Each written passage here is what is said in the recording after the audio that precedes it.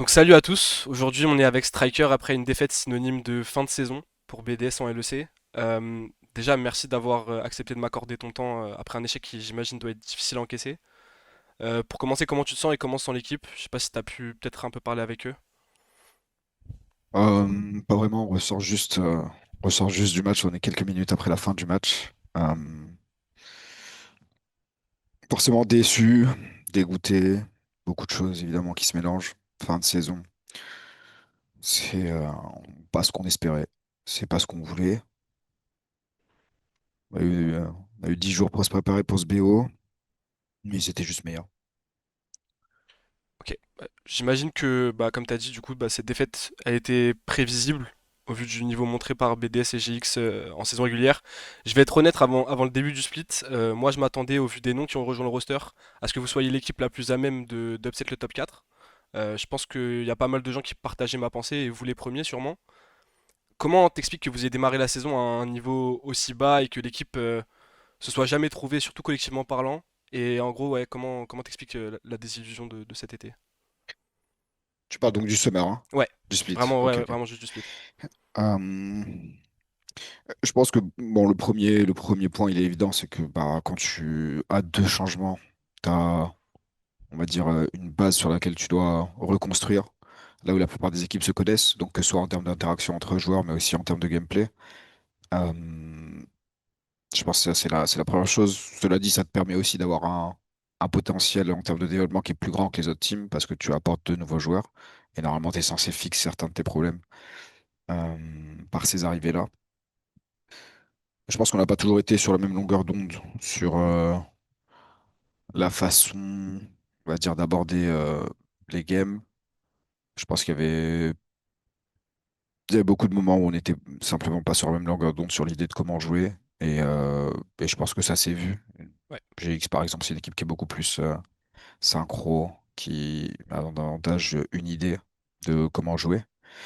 Et puis après, on a eu, je pense, un début de préparation de split, sachant qu'on a de nouveaux joueurs qui n'étaient pas faciles, avec certains problèmes perso du côté de certains joueurs qui ont fait que la productivité des scrims était pas au maximum. Mais je pense qu'on commençait, on va dire, à voir ce qui devait ressembler à la forme finale que sur cette semaine de scrim. Mais je pense que si on voulait prétendre à Skyfi Awards, on aurait dû commencer à ce niveau-là bien plus tôt.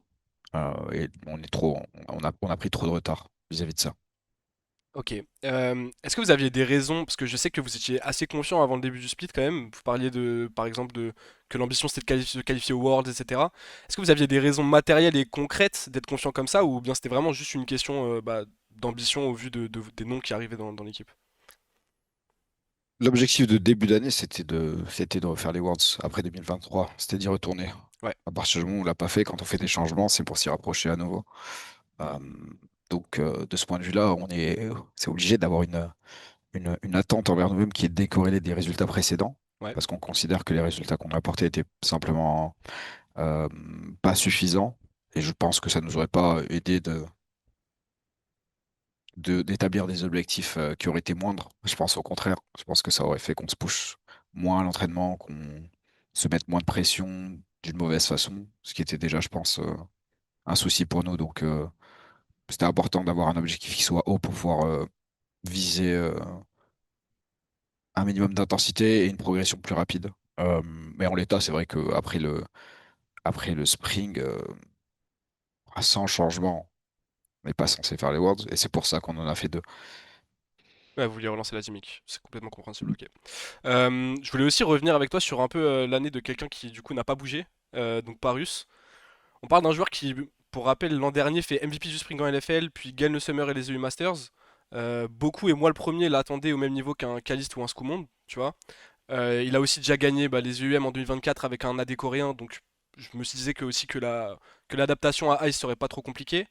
On va pas se cacher que son année au global est mauvaise et qu'il fait partie des grosses déceptions, je pense, en 2025. Comment t'expliques qu'il ait pas du tout réussi à répondre aux attentes placées en lui?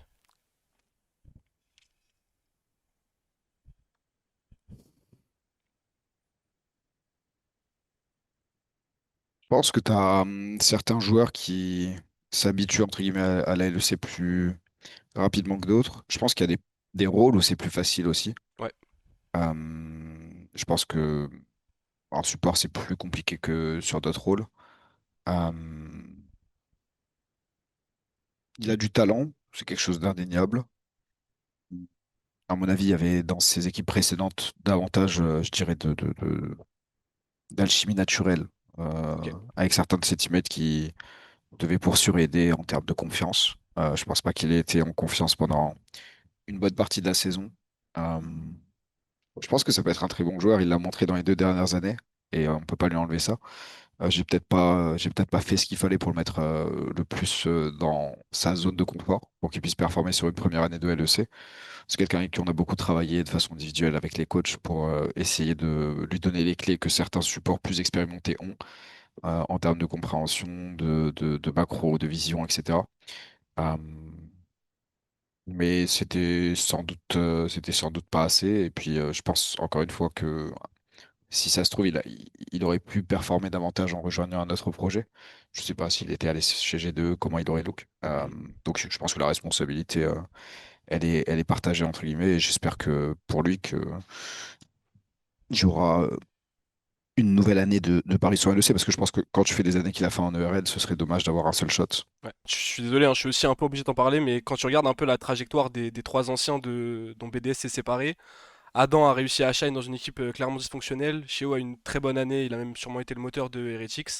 Labrov est en train de se révéler petit à petit et d'exploser son plafond de verre chez G2. En bref, je vais te poser la question très simplement. Est-ce que tu as des regrets vis-à-vis des choix que vous avez fait avec le staff en fin d'année dernière? Non, c'est pas possible à partir du moment où dans les joueurs qui sont partis, notamment au niveau francophone, il y a eu comment dire, la volonté exprimée très clairement de plus jouer ensemble. Ok, Il y en avait certains d'entre eux qui ne souhaitaient plus jouer ensemble, qui ne voulaient plus jamais jouer ensemble. Après, évidemment, c'est le jeu des ok, réseaux. Si tu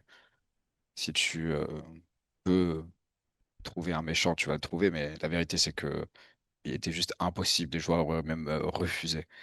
ok, Euh, donc voilà, il y a la communication et ce qui est réel. Donc à partir de là, on savait que le groupe devait évoluer. Et partant de ce point-là, il y a plusieurs pistes à explorer sur différents postes. Et on est arrivé sur les trois départs. Je pense que Parus, au vu de ce qu'il avait montré et l'ancienneté de la Brave, on le sait, on avait cette volonté de le sécuriser. On savait aussi que J2 était sur lui pour le récupérer avec Scumond. Donc pour nous, donner la paire comme ça, c'était compliqué. Euh, et puis après, encore une fois, pour le top side, il y avait dans les entretiens qui ont été passés une volonté claire de ne pas continuer ensemble. Donc sur certains duos, donc on pouvait pas juste forcer les gens. Et ouais, puis je dans tous comprends. les cas, ils auraient pas signé. Mhm, Ils auraient pas ok. signé. Mais après coup, on peut dire que on a fait exploser la chose et que c'était merveilleux. Mais la vérité, c'est qu'on était tous d'accord pour dire qu'il fallait un changement. Même si j'imagine que l'année au global est un gros échec pour toi et BDS, s'il y a bien une chose sur laquelle je pense qu'elle a été riche, c'est en enseignement. Euh, Qu'est-ce que tu as appris le plus cette année et qu'est-ce que tu tires et retiens de ce projet justement? Euh,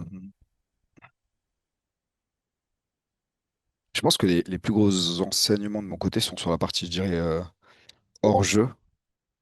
Euh, Dans le sens où j'ai pu voir que différentes gestions pouvaient impacter différents groupes. On a travaillé avec deux groupes différents, avec deux joueurs différents, donc c'est presque comme si on avait eu 2 années en une, avec Ouais, bien une sûr. petite année en summer. Donc j'ai vu beaucoup de différences dans les dynamiques d'équipe Surtout que entre joueurs. c'est nouveau pour toi un peu, ces changements. Ouais, en cours d'année, ouais.